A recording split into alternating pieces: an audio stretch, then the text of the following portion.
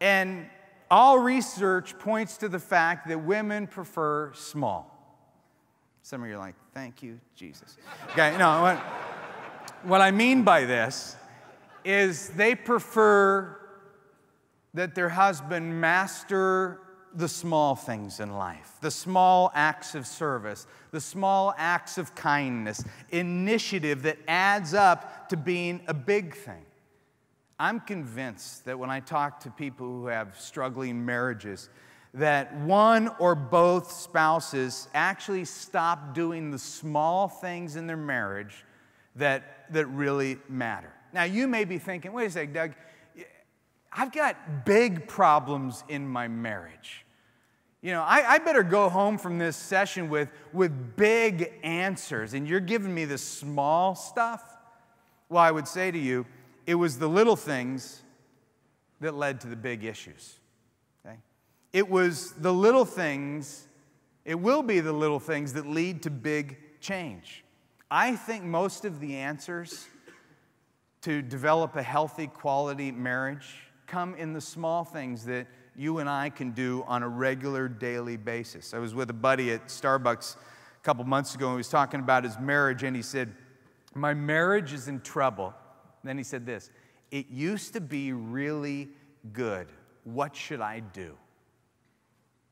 Well, anytime somebody says that, you know, the default answer is counseling.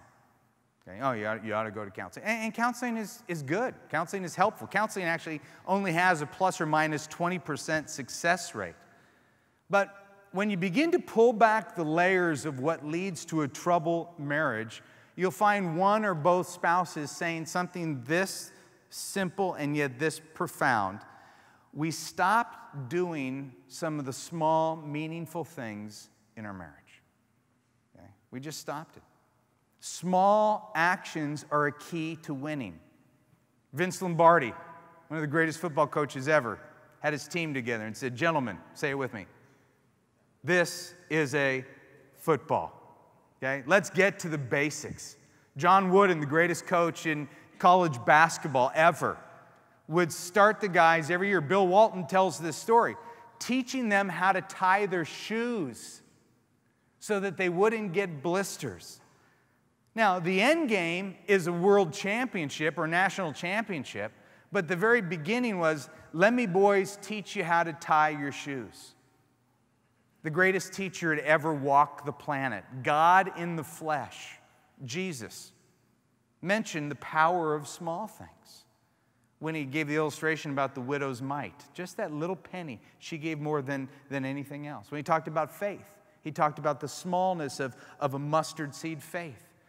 A cup of cold water given in my name nets these big results. To see more or get answers to other questions you have, check out our Media Vault at everymanministries.com.